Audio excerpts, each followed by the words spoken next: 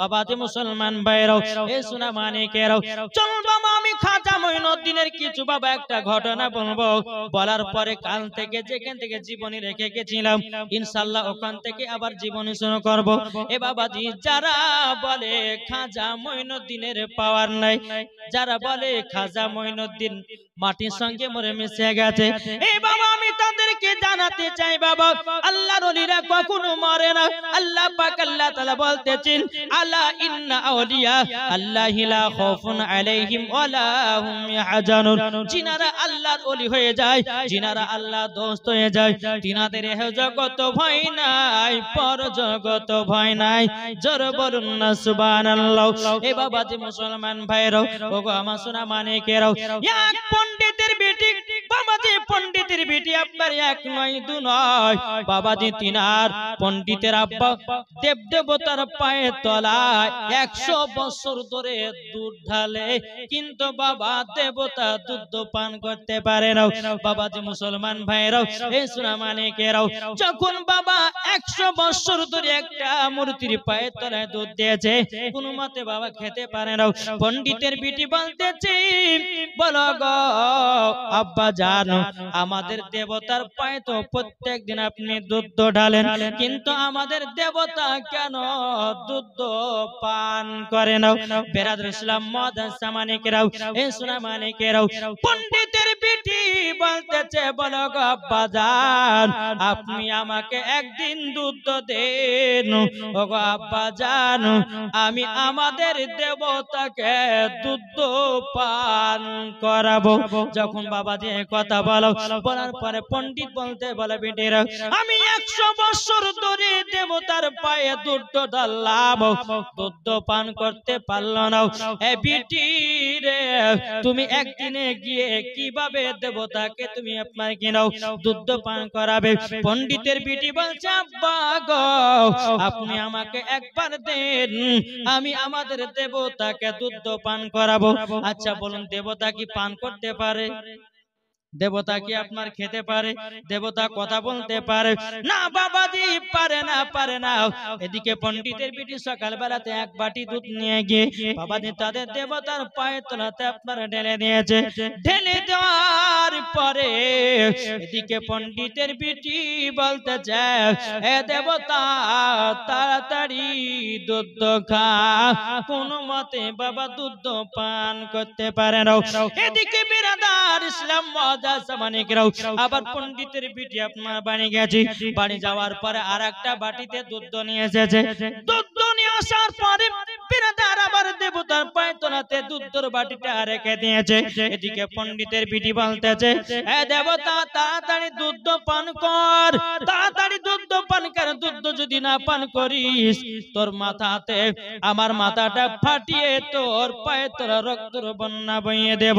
যদি দুধ না পান করিস বাবাজি দেবতা দুধ তাদের পান করে নাও। এদিকে বেরাদর ইসলাম মাদ্রাসা মানিকেরাও, পণ্ডিতের বেটি এক নয় দু নয় বাবাজি মুসলমান ভাইরাও, এ সোনা মানিকেরাও, পণ্ডিতের বেটি মাথা ফাটিয়ে ফাটিয়ে বাবা রক্তর বন্যা বইতেছে। বেরাদার কোন মতে তাদের দেবতা আপনার দুধ পান করে নাও। ওই রাস্তা দিয়ে আমার খাজা গরিবে নামাজ মঈনুদ্দিন চিশতি সঞ্জয় রহমাতুল্লাহ আলাইহি বাবাজি মুসলমান ভাইরা, এ সোনা মানিকেরাও, খাজা মঈনুদ্দিন চিশতি সঞ্জয় রহমাতুল্লাহ আলাইহি তিনি বাবা রাস্তা দিয়ে আপনার টুকটুক করে চলে আসতেছে। বাবাজি তাদের গির্জা ঘরের দিকে তাকিয়েছে। গির্জা ঘরের দিকে যখন বাবা তাকাও, একটা বাবাজি পণ্ডিতের বিটি ওই যে মাথা ফাটিয়ে দুধ খা করতেছে। আমার খাজা মঈনুদ্দিন চিশতি সঞ্জয় রহমাতুল্লাহ আলাইহি ওনার কাছে যাওয়ার পরে বলছে এ কি ব্যাপার, তোমাদের দেবতার পায়ের তলায় মাথা ফাটিয়ে রক্ত বের করতেছে কেন?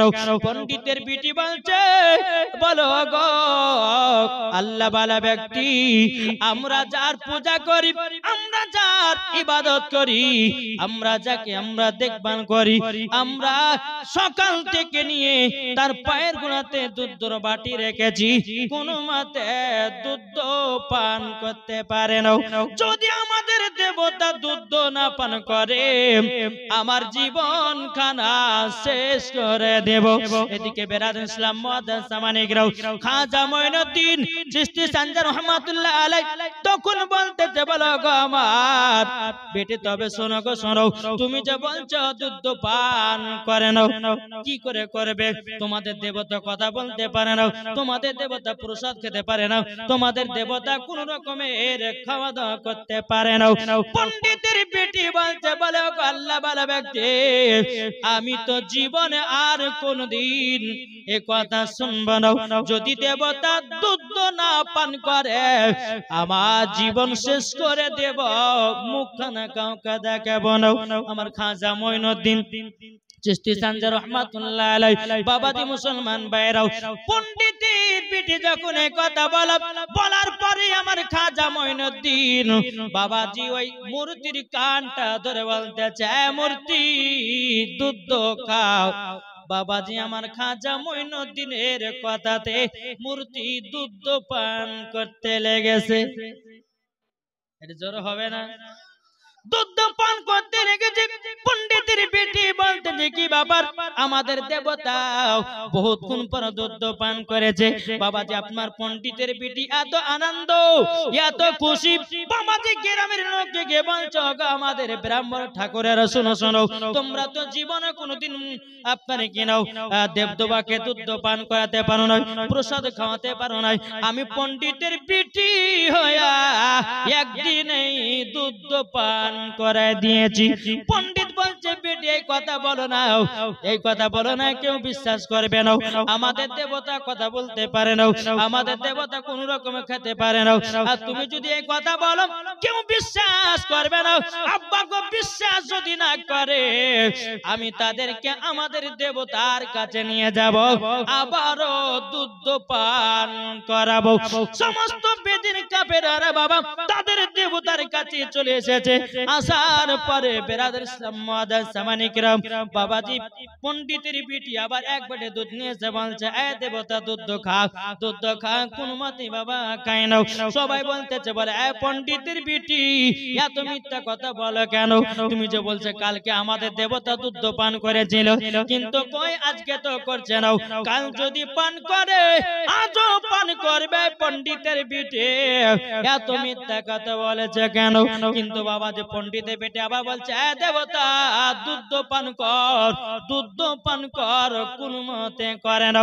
পণ্ডিতের বেটি বলছে, আরে মূর্তি, এ দেবতা দুধ যদি না পান করিস কালকের হুজুরকে আবার ডাকবো নাকি? যেমন কালকের হুজুরের কথা বলেছে, আবার কিন্তু মূর্তি দুধ পান করতে লেগেছে।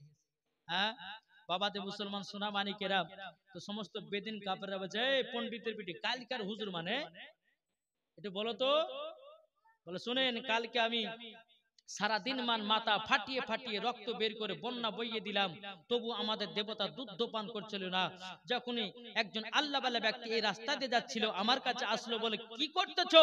বলে, আজ আমাদের দেবতা যদি দুধ না পান করে জীবন শেষ করে দেব।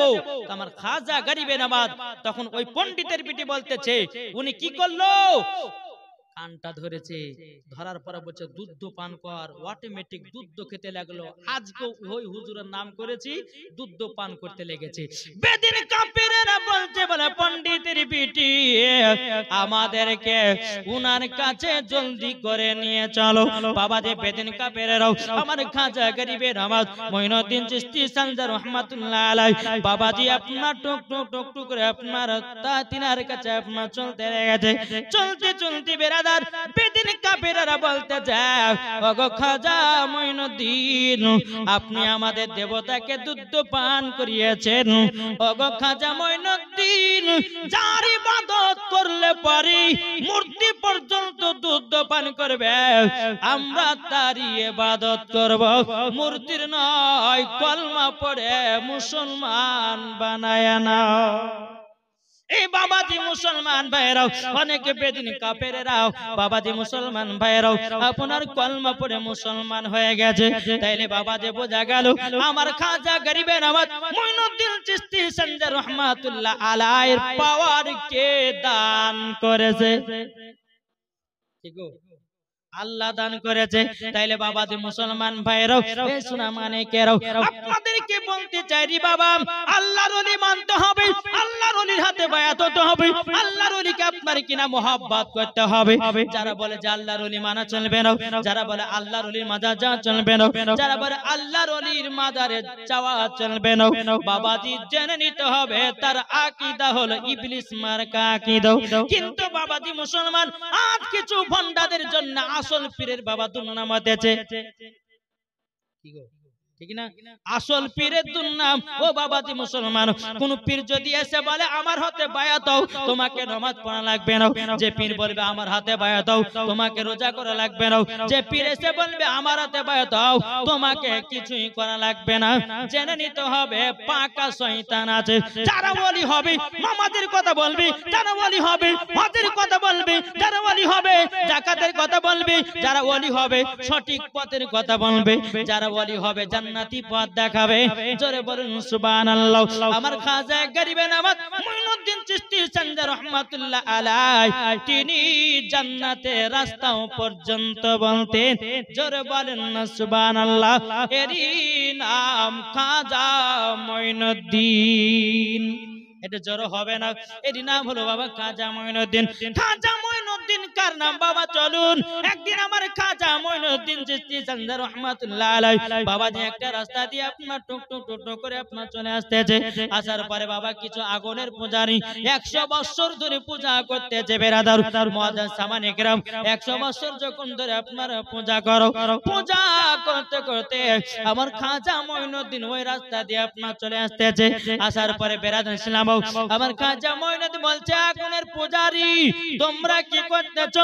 আগুনের পূজারী বলতেছে আমরা করতেছি আগুনের পূজা।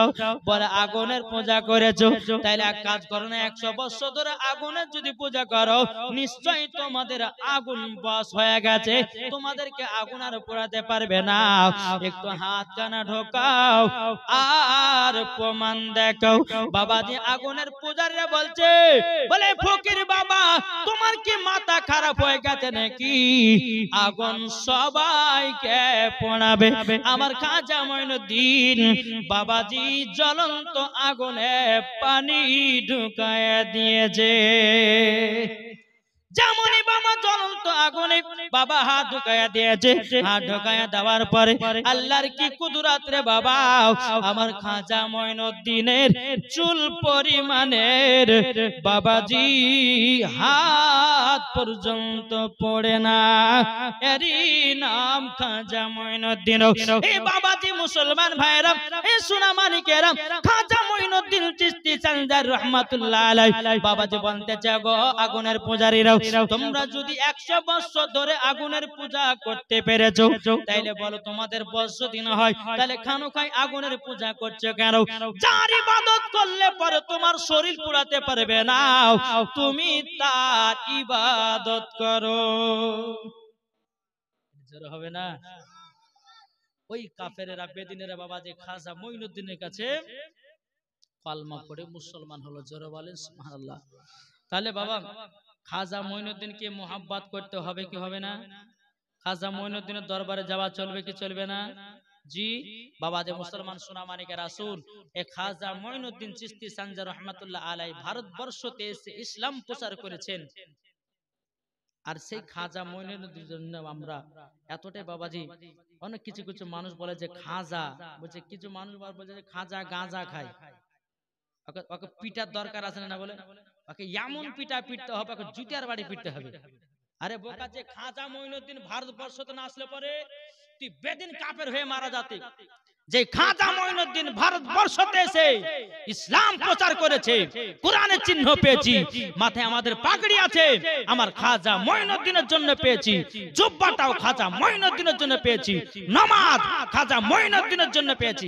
আচ্ছা বলুন, ভারতবর্ষতে কোন নবীগণ আসছে ইসলাম প্রচার করতে? জি এসেছে, আল্লাহর ওলিগণ এসেছে। তাই আল্লাহর ওলিগণকে মোহাব্বত করতে হবে, আল্লাহর ওলিগণকে ভালোবাসতে হবে। যারা আল্লাহর ওলিগণকে মোহাব্বত করবে, ভালোবাসবে, অটোমেটিক বাবাজি নবীগণকে পাওয়া যাবে। আর নবীগণকে যদি পাওয়া যায় তো বাবাজি আল্লাহকে পাওয়া যাবে।